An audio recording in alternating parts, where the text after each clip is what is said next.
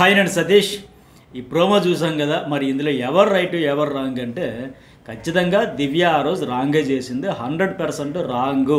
భరణి కోసం ఇలా చేయడం వల్ల ఈ అమ్మాయికి లాసు, ఎందుకు ఎట్లా చేసింది అని మాట్లాడుకున్నాం. అదే ఎగ్జాక్ట్గా ఈరోజు అడిగారు, మంచి పనే చేశారు. కేవలం ఆ రోజు ఎపిసోడ్ రివ్యూలో కూడా ఇదే చెప్పా, భరణిని రక్షించడానికి ఇట్లా ఈ డెసిషన్ అయితే దివ్య తీసుకుంది. అందువల్ల ఏమవుతుంది, ప్రతి దశలో భరణిని రక్షించడానికే ఆవిడకి ఒక ఇంటెన్షన్ అయితే ఉంది, అది అక్కడ బయటపడింది కదా. ఇట్లా దీనివల్లే భరణి కోసం ఆడుతుంది, భరణి కోసం చేస్తుంది, భరణి కోసమే ఏదో చేయాలన్న తపన కనిపిస్తుంది అనేది అయితే ఆడియన్స్కి ఇప్పటికే మనకు రీచ్ అయ్యింది. ఆ రోజు అక్కడ ఖచ్చితంగా భరణిని కాపాడాలనే ఉద్దేశం క్లియర్గా కనిపించింది కదా.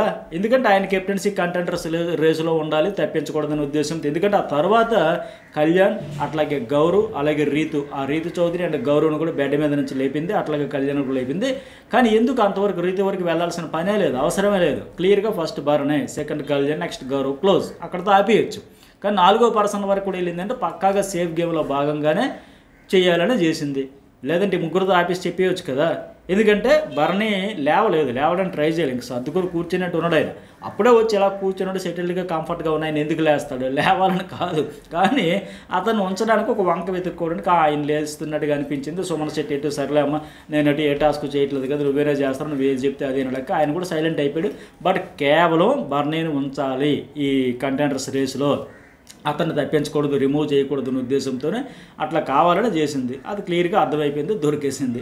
అయితే మంచి పనే చేసింది దివ్య. ఇట్లా ఈ ఫేవరిజంతో మంచి పనే చేశారు నాగార్జున గారు. ఎందుకంటే దివ్య ఇట్లా ఈ రాంగ్ డెసిషన్స్ తీసుకుని ఇలా చేయడం అనేది రాంగే. ఒకరికి ఫేవరిజం చేయాలనేది భరణి కావచ్చు, ఇమాన్యుయల్ కావచ్చు, ఇంకా గౌరవ్ కావచ్చు, ఇంకో కళ్యాణ్, ఎవరైనా ఒక కంటెస్టెంట్కి ఫేవరిజం చేయించాలనేటప్పుడు దీన్ని గ్రూప్ గేమ్లకు కూడా పోర్ట్రే అవుతుంది, హైలైట్ అవుతుంది. దానివల్ల అతడికే డామేజ్. దీనివల్ల భరణికి వచ్చింది ఏమైనా 1% ఉపయోగం ఉందా? ఈవిడ చేసిన డెసిషన్ వల్ల ఆయన కూడా దెబ్బ అయిపోతుంది కదా. చాలు సరిపోయారు, ఇద్దరు ఒకరికొకరు బాగా కుదిరేరు ఆయన మాదిరిగా వెళ్తుంది కదా, అతనికే అయిపోయాయి. అయితే ఇప్పుడు ఇక్కడ దివ్య పొరపాటు ఎట్లాగైతే మిస్టేక్ చేసిందో రాంగ్, దాని గురించి ఎలా అయితే వీడియో చేసి చూపించారో, ఇలాగ ప్రతి పాయింట్ కూడా ప్రతి ఒక్కరి విషయంలో వీడియోలు ప్లే చేస్తేనే అందరూ కూడా అలర్ట్గా ఉంటారు. బాబోయ్, చిన్నది అటు ఇటు అయినా అన్ఫెయిర్ డెసిషన్స్ తీసుకున్నా సరే గట్టిగా అడుగుతారు, కడుగుతారు, వావరా వీకెండ్ వచ్చేసరికి అడుగుతారు అనేది అందరూ కూడా జెన్యున్గా ఫెయిర్ డెసిషన్స్ తీసుకున్నదానికి ఉంటారు. లేకపోతే వదిలేస్తారు. ఇంత నేనైతే అనుకోండి, ఎందుకంటే పెద్ద విషయాలు అడగట్లేదు, పట్టించుకోవట్లేదు, ఇంక ఇలాంటి చిన్న విషయాలు ఎక్కడ పట్టించుకుంటారు, అడగరేమనుకున్నాను. కానీ మంచి పని చేశారు, అడిగారు. ఇట్లా చాలా విషయాలు ఉన్నాయి. ఇప్పుడు గ్రీన్ బ్యాడ్జ్ విషయంలో, గౌరవ్ విషయంలో కావచ్చు, ఇంకా ఇలాంటి పంచాయతీలు చెప్పుకుంటే చాలా ఉంటాయి. వాటి అన్నింటి విషయంలో కూడా అతను ఫైట్ చేసి లాక్కున్నాడు. ఇంతకుముందు అయింది సరే, నువ్వు ఆమ్లెట్ కోసం, ఫుడ్ కోసం ఎందుకు అరుస్తూ ఉన్నావు, అట్లా చేయకుండా ఉండాల్సింది కదా, ఎందుకు ఇరిటేట్ అయిపోతున్నావు, అట్లా ప్రశ్నించారు, బాగానే ఉంది. కానీ అంతకంటే ముందు అతను అంతకంటే ఎక్కువ ఇరిటేట్ అయింది, ఫ్రస్ట్రేట్ అయింది వేరే సందర్భంలో ఉంది కదా. మరి ఎపిసోడ్లో అనేది చూపిస్తారో, అడగరు. కానీ అది అడగకపోతే అన్యాయం. ఇలాంటి చిన్న విషయాలు అడగడం మంచిదే, ఇంతకంటే పెద్ద విషయాలు కూడా అడిగితేనే బాగుంటుంది, పర్ఫెక్ట్గా చేస్తానని ఫీలింగ్ అయితే వస్తుంది. ఎందుకంటే వెజిల్స్ క్లీనింగ్ కోసం ఆయన రమ్మంటేనే కొద్దిగా ఫీల్ అయ్యాడు, ఇరిటేట్ అయ్యాడు. దానికి 10 అంతలు అన్ఫెయిర్ డెసిషన్, ఇది అన్ఫెయిర్, ఇది టోటల్లీ అన్ఫెయిర్ అని ఫ్రస్ట్రేట్ అయ్యాడు. మరి దానికంటే ఇది పెద్దది కదా, ఎందుకు అంత అయ్యో, దానికి రీజన్ ఏంటి, లాజిక్ ఏంటి, ఇమాన్యుయల్ తనుజ్, ఇట్లా కూడా అన్నీ అడిగితే బాగుండేది. అదైతే అత్యాసం అనిపిస్తుందేమో, అంత పెద్దగా అడుగుతారా, అడగరేమో మరి. సరే, ఇక ప్రోమో వైజ్ మాట్లాడదాం. ఈ వీడియోకి ఎంతవరకు లైక్ చేయకపోతే లైక్ చేయండి. అట్లాగే మరి మీ ఉద్దేశం ప్రకారం ఏంటి, అక్కడ చేసింది దివ్య రాంగే నా అభిప్రాయం, మీ ఒపీనియన్ కూడా ఏంటనేది ఖచ్చితంగా కామెంట్ అయితే పెట్టండి.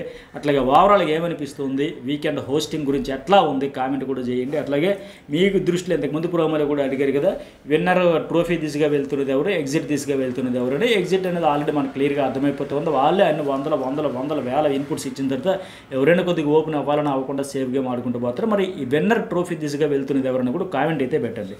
అట్లాగే కళ్యాణ్ విషయంలో మోసం చేసావా అంటే, ఆయనకి ఆప్షన్ మోసం చేసింది నీకు ఆ అమ్మాయి అంటే, ఇక్కడ మోసపోయాడు అనే దానికంటే ఆప్షన్ లేదు, అవకాశం లేకపోయి ఇచ్చాడు. దివ్య దా కుర్చీ తీసుకో, స్టూల్ తీసుకొని అని పిలిచి మరి ఇవ్వలే. తప్పనిసరి పరిస్థితుల్లో రీతు చౌదరి ఇలా బిగించేసి గొంతు పట్టుకొని కింద వేలాడిపోయి కింద గుంజుతూ ఉంటే, మరో పక్కేమో గౌరవ్ లాక్కుంటూ ఉంటే, అంత బలప్రయోగం జరుగుతూ ఉండేటప్పుడు దివ్య వచ్చి అటోకాలు ఇటోకాలు వేసుకొని పర్ఫెక్ట్గా సెటిల్డ్గా కూర్చుండిపోయింది. ఇక ఛాన్స్ లేక ఇతడు ఇచ్చాడు. అయితే అక్కడేమో కావాలని వాంటెడ్లో ఇగో తీసుకో, 2 ఆప్షన్స్ ఉన్నారు, కానీ ఈవిడికి ఇవ్వట్లా, ఈవిడికి ఇస్తున్నాను, ఆమె కాదు లేదా అతను కాదు, నీకే దివ్య అని అంత పద్ధతిగా ఇచ్చిన పరిస్థితి లేకపోయా. వాళ్ళు లాక్కుని గుంజుకుంటున్న దశలో ఒక మాట సాయం అయితే, ఒక మాటగా అడిగితే పోయేదేమన్నా లెక్క దివ్య అన్నాడు తప్ప. అయితే ఇక్కడ అంతకు ముందేంటి, దివ్య నేను తనూజ్ అని తీయను అని చెప్పింది, మాట ఇచ్చింది అంటున్నాడు. అలా మాట చెప్పి తప్పడం అయితే అది మోసమే, అది రాంగే, అది ద్రోహమే ఖచ్చితంగా. ఎందుకంటే ఆ అమ్మాయి కూడా తర్వాత సారీలు చెప్పింది, మనం లైవ్లో కూడా చూసాం. సారీ నేను కావాలని ఎమ్మెన్యేల్ గెలిపించడానికి ఎమ్మెన్యేల్ ఉంటాడు కనుక ఆయన అవ్వాలనే ఉద్దేశంతో చేశారని చెప్పింది.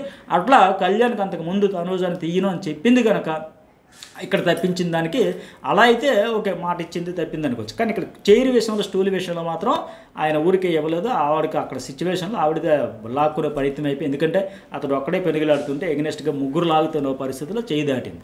అయితే ఇక్కడ మోసాల గురించి మాట్లాడి, మాట తప్పడాల గురించి మాట్లాడితే ఇంకా చాలా ఉన్నాయి మాట్లాడాలి. ఈ సీజన్లో ఈ మాట తప్పడం అనేది కామన్ అయిపోయినట్టు అనిపిస్తూ ఉంది. ఇప్పుడు ఈ అమ్మాయి ఇక్కడ ఎట్లా అయితే తనూజని తీరని చెప్పడం, మాట తప్పడం మోసం. కళ్యాణ్ కూడా గతంలో ఎమ్మెన్యేల్ విషయంలో టిక్కెట్ తీసుకొని నేను తనూజని చేస్తానని చెప్పి ఆయన కూడా తనూజని చేయలేదు సరి కదా, సంధానం చేయడం, అది కూడా మాట తప్పడం మోసమే కదా. ఆయన కూడా సారీలు చెప్పుకున్నాడు. అట్లాగే తనూజ బల్బ్ టాస్క్లో కూడా మోసం చేయడం, వచ్చిన తర్వాత కాళ్ళ దగ్గర కూర్చొని సారీ భరణి గారు నువ్వు ఎన్ని చేసినా నువ్వు క్షమించేస్తావు, నాకు ఒకసారి క్షమించలేవు, ఇంకోసారి చేయను అని చెప్పి మరి ఆవిడ చేసింది మోసం. అంటే ఇక్కడ ఈ సీజన్లో ఈ మోసాలు చేసుకోవడం అనేది కామన్ రొటీన్ అయిపోయిందని అనిపిస్తూ ఉంది కదా. ఎందుకంటే అందరూ ఎవరికి వాళ్ళు చేసుకుంటున్నారు. తర్వాత తనూజ వచ్చి బల్బు తర్వాత సారీలు, కళ్యాణ్ వచ్చే తర్వాత ఎమ్మెన్యేలకేమో సంధానం చేసిన దానికి సారీలు, అట్లాగే ఈ అమ్మాయి కూడా తర్వాత చేసిన తర్వాత నిన్న మొన్న ఆ కళ్యాణ్కేమో సారీలు, ఇట్లా జరుగుతూ ఉంది. సరే, ఇంకోటి ఏంటి, భరణికి ఎలాగో స్టాండ్ తీసుకో కూర్చో అంటున్నారు. నిజంగా భరణికి ఇది బాధాకరం, అవసరం అనిపించదు నాకు. రీఎంట్రీ వచ్చి ఇప్పటికి కూడా తీసుకోకపోతే ఎందుకు, ఊరికే ఆయన ఇంకేదో నువ్వు ఎందుకే టంగ్ స్లిప్, ఎందుకు అట్లా అన్పార్లమెంటరీ లాంగ్వేజ్ వాడు, వర్డ్స్ రాంగ్ వాడతాను, ఇట్లాంటివి లేవు. పోనీ ఫిజికల్గా గట్టిగా అవతల వాళ్ళు హర్ట్ అయిపోయిన మాదిరి కాబట్టి దమ్ము సిరీస్ అని విసిరేస్తామన్న తర్వాత అలాంటిది కూడా లేదు.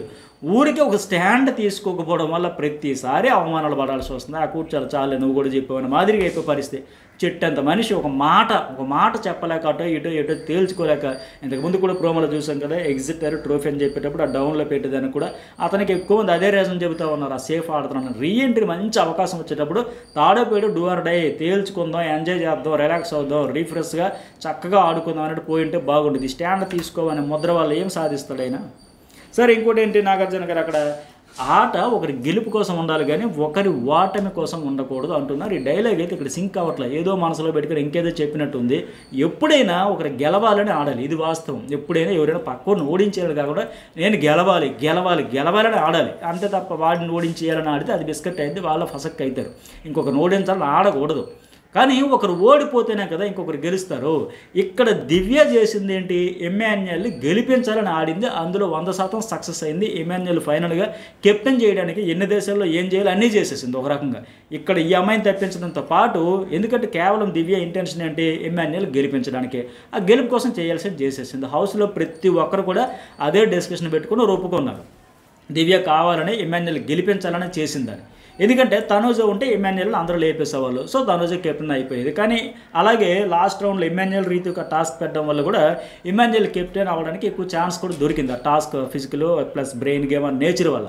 అలాగే రామరాజుడు కూడా నన్ను అంటాడు తనూజతో, లాస్ట్ రీతు అండ్ ఎమ్మెన్యేల్ ఉన్నారు కదా అక్క, అక్కడ నువ్వు ఉంటే నువ్వే గెలిచేదని మరి లేక. అంటే ఎమ్మెన్యేల్కి ఏ దేశాలు ఈ రౌండ్లో కదా ఆ రౌండ్లో కదా ఎక్కడ కూడా అడ్డు లేకుండా ముందు ఇక్కడ తనూజను తప్పించేద్దామని అతని గెలుపు కోసం ఇక్కడ అన్ని రకాలుగా చేసేసి ఎమ్మెన్యేల్కి అడ్డు లేకుండా చేసేసి ఆయన గెలిపించడంలో మాత్రం సక్సెస్ అయ్యింది. ఫైనల్గా ఏంటంటే ఈరోజు ఎపిసోడ్లో దివ్యాని విలన చేస్తారు.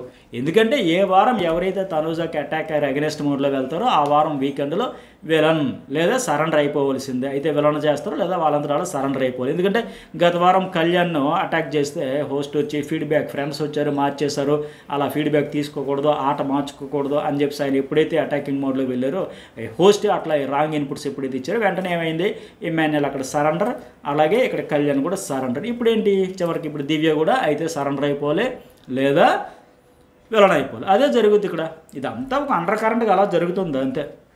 అట్లాగే భరణి లాస్ట్ ఎలిమినేషన్కి సంబంధించి ఏంటి, అక్కడ ట్రైన్ చూస్తేనే అర్థమైపోతుంది క్లియర్గా. భరణి ఆగింది, ఎక్కడ ఆగింది, టన్నెల్లో ఆగలే, బయట ఆగింది. అంటే at the same time Sai train ఏమో ఆ టన్నెల్లో ఆగింది. ఈ అప్డేట్ కూడా ఇంతకు ముందు నేను చెప్పాను కదా ఈ ప్రాసెస్ ఇట్లా ఉంటుందని. ఆ టన్నెల్లో ఆగింది కనుక ఇక్కడ క్లియర్గా అతడు ఆడియన్స్ ఓట్లతో ఎలిమినేట్ అయిపోయాడు సాయి శ్రీనివాస్. సో తనుజ నువ్వు గోల్డెన్ పవర్ వాడితే సాయి శ్రీనివాస్ సేవ్ అవుతాడు అంటే అర్థం ఏంటి, భరణి గారికి ఆడియన్స్ ఓట్లు పడి నువ్వు ఆయన్ని సేవ్ చేస్తే సాయి శ్రీనివాస్ని, ఓట్లు పడకపోయినా ఆయన సేవ్ అవుతాడు, ఓట్లు పడినా భరణి ఎలిమినేట్ అవుతాడు అంటే ఎవరైనా వాడతారా? తనుజ వాడుతుందా? ఖచ్చితంగా సాయి శ్రీనివాస్ కోసం ఆడియన్స్ ఓట్లకే నేను కూడా రెస్పెక్ట్ ఇస్తాను కదండి. ఆయన ఉండకూడదని ఆడియన్స్ కోరుకున్న తర్వాత నేను కూడా అదే కోరుకుంటాను. ఖచ్చితంగా వాడదు. ఆ రకంగా సాయి శ్రీనివాస్ ఎలిమినేట్ అయిపోయాడు. ఈ రకమైన ఈ పథకం కొనసాగనన్నాళ్ళు కూడా ఆ పవర్ అయితే వాడే అవకాశం ఉండదు. లాస్ట్ వీక్ కూడా మాధురి విషయంలో అట్లాగే చెప్పారు, ఈ వారం కూడా ఇప్పుడు కూడా ఇట్లాగే చెప్పారు. ఓపెన్గా రిజల్ట్ చెప్పేసి ఆడియన్స్ డెసిషన్ ఇదమ్మా, ఇప్పుడు నీ డెసిషన్ చెప్పంటే ఆడియన్స్కి అగెనెస్ట్గా ఎవరైనా వెళ్తారా? వెళ్ళరు కదా.